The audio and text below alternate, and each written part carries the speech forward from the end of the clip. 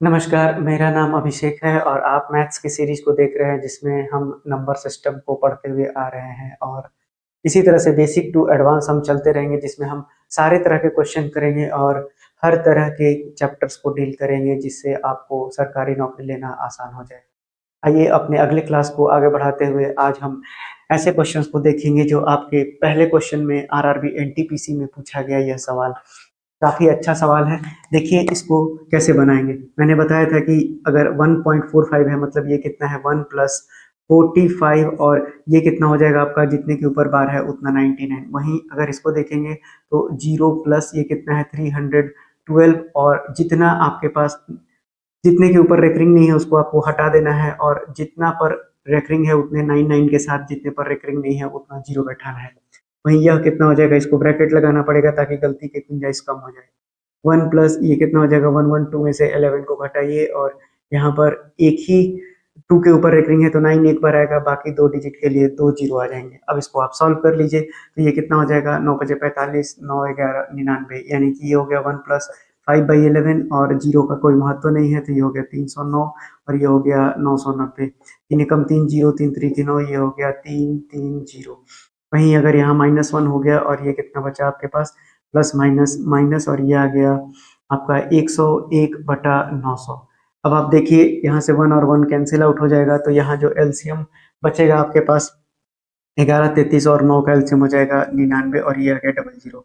तो 11 9 आ गया यानी ये आ गया आपका 4500 और ये हो गया 3 बार में तो ये हो गया आपका 3 तिरिकी 9 और आपके पास आ गया 0 और ये हो गया 3 यानी 30 90 और उसमें से आपको घटा देना है 900 यानी 11 बार में जाएगा तो यानी कि इतना आपके पास आ गया। अब आप इसको जल्दी से कैलकुलेट कर लीजिए। कैलकुलेट करेंगे तो 4500 में 30 90 जोड़िए ये आएगा 0 ये होगा 9 ये हो गया 5 और ये हो गया 7। इसमें से आपको 1 1 1 घटा देना है तो ये आ गया 7। आपके पास ये आ जाएगा 8 में से 1 गया ये हो गया 7 ये हो गया 4 और ये हो गया 6 यानी कि आपके पास आ गया 6479 और ये हो गया 9900। अब आप यहाँ पर चेक कीजिए कि अगर आप देखेंगे तो 7 6 13 9 4 13 यानी कि ये 11 से डिविजिबल है तो 11 नवा 99 हो गया और ये हो जाएगा 11 पचे 55 9 आ जाएगा तो 11 वाट 88 और 11 नवा 99 यानी 589/900 इस सवाल का सही उत्तर हो जाएगा। ऑप्शन नंबर सी इस सवाल का सही उत्तर हो जाएगा। देखिए बढ़ते हैं अपने अगले सवाल पे जहाँ पे आपको बोला है कि 4 ऑप्शन के हिसाब से इसका रिजल्ट क्या होगा। तो देखिए अगर इसको देखिएगा तो आपको 576 रेकरिंग आ रहा है यानी ये नंबर एक्चुअली में 1.236576 है और इसके ऊपर रेकरिंग है। मैंने बताया ये कितना हो जाएगा 1 प्लस पूरे डिजिट को लिखिए पॉइंट वाले के बाद ये हो जाएगा 576। नीचे जितने नंबर पे रेकरिंग है उतना 9 लगाइए और जितने पर नहीं है उतना 0 लगाइए और आपको यहाँ क्या करना है कि पूरे नंबर में से जितना रेकरिंग नहीं है उतने को हटा दीजिए। ये बन गया आपका यही जो रिजल्ट आएगा यही आपका आंसर होगा। अब आप इसको सॉल्व कैसे करेंगे फटाफट तो ये हो गया 1 प्लस अब इसको घटाते चलिए तो ये हो गया 0 7 में से 3 गया 4 5 में से 2 गया 3 बाकी संख्या कितना है 236 एज इट इज लिख दीजिए और ये 1 9 और ये इतना आ गया। अब आप इसको ऐड करेंगे तो ये कितना आ जाएगा आपका ये आ जाएगा 0 4 3 9 6 15 9 3 12 1 13 9 2 11 और 1 12 यानी इतना बटा कितना हो जाएगा 999 और ये हो जाएगा 000 एक जीरो हटा दीजिए 1 2 3 5 3 4 यानी कि ऑप्शन नंबर सी इस सवाल का सही उत्तर हो जाएगा। देखिए अगला सवाल आपके ग्रुप डी में पूछा गया है लेकिन इस सवाल को अगर आप देखेंगे तो 0.41 is expressed as the vulgar fraction 41/999 कितने n टाइम्स तो n की वैल्यू पूछ रहा है यानी 9 कितनी बार यहाँ रिपीट होगा। अब आपको ये काफी आसान लगेगा ये है 41/99 यानी कि n की वैल्यू हो गई 2 क्योंकि 9 2 बार रिपीटेड है। तो काफी आसान क्वेश्चन था। देखिए क्वेश्चन देख के लग रहा है कि कितना हैवी क्वेश्चन है। आइए देखते हैं इस एनटीपीसी के सवाल को अपने अगले प्रश्न पे जो कि आपसे पूछा गया है कि इनका सम कितना होगा। तो देखिए ऐसे क्वेश्चंस को देखकर आप स्किप करने की सोच रहे हैं तो बिल्कुल भी स्किप नहीं करना है। देखिए अगर आप इसको देखेंगे तो 2 तिया 6 तो ये 6 दूना 12 यानी देखिए ये एक पैटर्न में बन रहा है। अगर मैं 2 को लिखूं तो ये 1 इंटू 2 है, ये 2 इंटू 3 है, ये 3 इंटू 4 है और ये इसी तरह से चलता चला जाएगा। बस आपको करना क्या है अगर मैं 1/2 को लिखूं तो ये कितना है 1/1 1 माइनस 1/2 है। उसी तरह से अगर इसको लिखेंगे आप तो 1/2 माइनस 1/3 है। उसी तरह से अगर आप इसको लिखेंगे तो ये 1/3 माइनस 1/4 है और ये चलता जाएगा। अब इसको लिखेंगे तो ये कितना है 1/n माइनस 1/n प्लस 1 है। तो यानी कि आप देखिए इससे ये कट जाएगा, इससे ये कट जाएगा, इससे ये कट जाएगा, यानी कि ये चलता चला जाएगा कहाँ तक 1/n तक चलता चला जाएगा। तो आपके पास बचेगा क्या लास्ट में 1 माइनस 1/n प्लस 1। अब अगर मैं n प्लस 1 को एलसीएम लेता हूं तो ये कितना हो जाएगा आपका n प्लस 1 माइनस 1, ये कैंसिल आउट हो जाएगा तो n/n प्लस 1 इस सवाल का उत्तर हो जाएगा। आइए देखते हैं इस अगले से सवाल को जो आरआरबी एनटीपीसी में पूछा गया है और कई और एग्जाम्स में भी पूछे गए हैं। देखिए अगर कभी भी ऐसा सवाल आ जाए तो आप देखिए इस सवाल में कुछ एक पैटर्न है जो आपको गौर करना होगा। आप देखिए यहाँ पर भी डिफरेंस 3 है, यहाँ पर भी डिफरेंस आपका 3 है, यहाँ पर भी डिफरेंस आपका 3 है और यहाँ पर भी आपका डिफरेंस 3 है।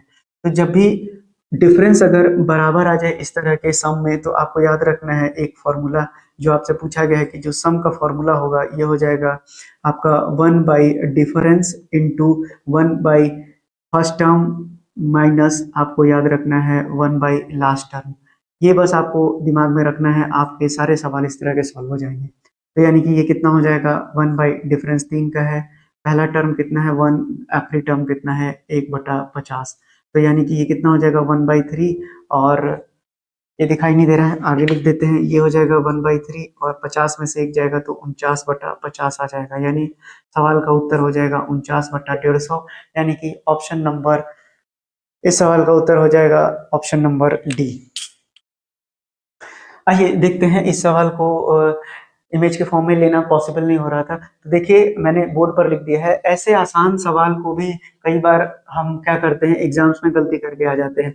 हमको पता है डिवाइड का मतलब मल्टीप्लाई है तो 2 बार डिवाइड दे चाहे 20 बार डिवाइड दे, हमको गुना ही करना है वहां पर इसके अपोजिट वाले फ्रैक्शन को। यानी कि अगर ये 6/27 है तो 6/27 भागा है तो ये गुना हो जाएगा 30/27 और ये भी गुना हो जाएगा 81/20 से। यानी कि अब कितना हो जाएगा 27 तिया 81 हो जाएगा, एक शून्य से हटाइए इसको, ये हो जाएगा 9 तिया 27, ये हो गया 3 दूना 6, 2 से 2 कैंसिल, यानी इस सवाल का सही उत्तर हो जाएगा 1। आइए देखते हैं ये सवाल आपके ग्रुप डी में पूछा गया है जहां से बोलता है कि अगर 1 होल 2/3 है वो इन्वर्सली प्रोपोर्शनल है किसके। तो आपको बता दें कि इन्वर्सली प्रोपोर्शनल का मतलब क्या होता है, यानी कि 1 बाई में जो भी आएगा आपका ये इन्वर्सली कहलाता है। डायरेक्टली का मतलब क्या होता है, जैसे ए डायरेक्टली प्रोपोर्शनल है बी के, लेकिन अगर इन्वर्सली बोले तो ये ए इन्वर्सली प्रोपोर्शनल है 1 बाई बी के। तो चलिए समझते हैं अब इस कॉन्सेप्ट के ऊपर इस सवाल को। आपसे बोला गया है 1 होल 2/3 यानी ये 5/3 है तो ये किसके इन्वर्सली प्रोपोर्शनल होगा, निश्चित रूप से 3/5 के, यानी कि सवाल का उत्तर हो गया ऑप्शन नंबर बी।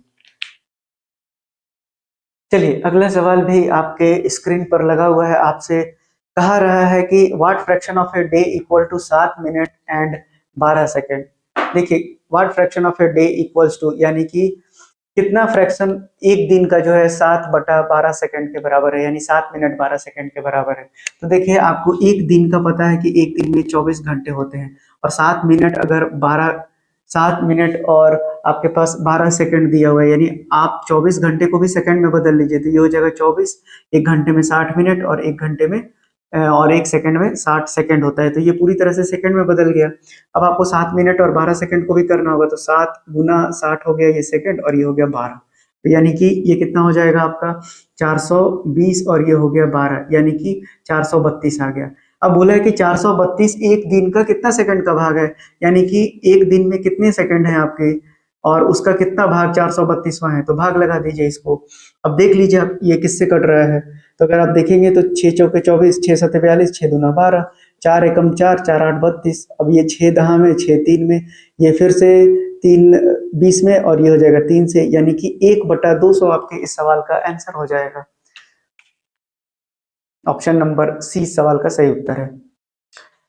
आइए देखते हैं एक और सवाल को जो आपके एएलपी और टेक्नीशियन में पूछा गया है। आपसे पूछा गया है कि कितना किलोमीटर 1 मीटर में होता है। कई बार हम लोगों से भी सवाल पूछ दिया जाता है कि हम लोगों को पता है कि हाँ पूछा जाए 10 रुपया में कितना पैसा होता है, तो हम क्या करते हैं फटाफट बोल देते हैं कि 10 रुपया में 10 को 100 से गुना करके बता देते हैं कि हाँ भैया 1000 पैसे हैं। लेकिन जैसे ही उल्टा पूछ दिया जाए आपसे कि हाँ 1 पैसे में कितने रुपया होते हैं या फिर 25 पैसे में कितने रुपए होते हैं, ये तो कॉमन हो गया। 37 पैसे में अगर पूछ दिया जाए तो हम थोड़ा सा कंफ्यूज हो जाते हैं। देखिए, आपको दिमाग में बातों को रखना है कि जब भी आप स्मॉलेस्ट से लार्जेस्ट डिजिट की ओर जाते हैं तो आपको डिवाइड करना होता है। तो वही आपसे पूछा है कि हाउ मेनी किलोमीटर, 1 मीटर में पूछा है, तो आपको पता है कि 1 किलोमीटर में कितना होता है, 1000 मीटर होता है। अब आपसे 1 मीटर में पूछा है तो 1 किलोमीटर को हम क्या लिख सकते हैं, इसको 1 मीटर और इंटू 1000 कर दीजिए। कोई फर्क पड़ेगा क्या? कोई फर्क नहीं पड़ना है। आपसे 1 मीटर में पूछा है तो आप इधर लेकर आइए तो ये हो जाएगा डिवाइड, यानी कि 0.001 किलोमीटर हो जाएगा। यानी कि इस हिसाब से आपका ऑप्शन नंबर सी इस सवाल का सही उत्तर हो जाएगा। आइए बढ़ते हैं अपने अगले सवाल पे, जहां पर ग्रुप डी में, भाई साहब ग्रुप डी में भी आजकल एसएससी का सवाल पूछ रहा है। देखिए, बोलता है कि the difference of a fraction and it's inverse is 9/11। देखिए, बोलता है कि एक फ्रैक्शन है और उसका इनवर्स, यानी कि अगर फ्रैक्शन मेरा x/1 है तो उसका इनवर्स 1/x हो जाएगा। और इसकी वैल्यू कितनी दी हुई है आपके पास, 9/11 दिया हुआ है। तो आपसे कहा है कि अगर हम इन दोनों का क्यूब करते हैं तो इसकी वैल्यू कितनी हो जाएगी। तो आपको एक बार मैं बता देता हूँ, बाकी आपको बस अगली बार से याद रखना है। तो देखिए, अगर मैं x माइनस 1/x का होल क्यूब करता हूँ तो ये कितना बनता है, a cube minus B cube minus 3ab, यानी कट जाएगा ये और ये हो जाएगा a माइनस बी।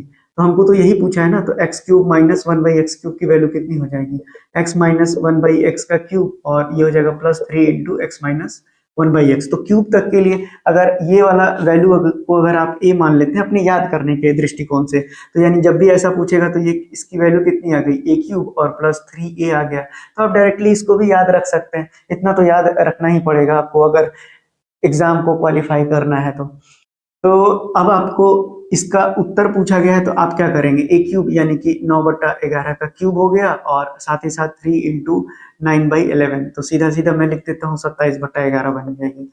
अब 27/11 बन गया तो ये कितना है आपका, अगर मैं नीचे से 1/11 को कॉमन ले लेता हूँ और साथ ही साथ 27 को भी कॉमन लूंगा तो ये कितना बनेगा, मेरा 9×9 = 81, 729 था, तो 27 का स्क्वायर था और यहाँ 121 बचा और ये बन गया 1, यानी 27/11 गुना आपका कितना हो जाएगा, ये हो जाएगा 7 और 1 8, 2 2 4, ये हो गया 148/121 हो गया। तो नीचे तो 100% हो गया कि 1331 है। अब इसको आप गुना करना पड़ेगा 27 और 148 को, तो इसको मैं 9 × 3 में ब्रेक करूंगा तो ये कितना हो जाएगा आपका, ये हो जाएगा आपका 8 तिरिकी 24 और ये हो जाएगा आपका 4 तिया 12 और 2 14, 3 और 1 4, और यहाँ पर फिर से मैं इसको करूंगा 9 से गुना। अब ये कितना हो जाएगा, 9 चौके 36, 9 चौके 36 3 39, 9 चौके 36 3 39 बटे 1331, यानी इस सवाल का उत्तर हो जाएगा ऑप्शन नंबर सी, इस सवाल का सही उत्तर हो जाएगा। तो आप देखिए, आप कितनी आसानी से बना लिए। चलिए देखते हैं अगला सवाल। अगला सवाल को भी स्क्रीन पे लेना पॉसिबल नहीं था। देखिए, अगले सवाल में आपसे बोला गया है कि what number must be subtracted from both numerator and denominator. आपको पता है कि फ्रैक्शन होता है न्यूमरेटर और डिनोमिनेटर, उसमें से बोलता है कि क्या हम सबट्रैक्ट करें कि denominator of the fraction 15/9 so as to make it 3/4, यानी 15/19 मेरे पास एक फ्रैक्शन दिया हुआ है, उसमें न्यूमरेटर और डिनोमिनेटर दोनों में हम क्या ऐसा सबट्रैक्ट करें कि वो 3/4 बन जाए।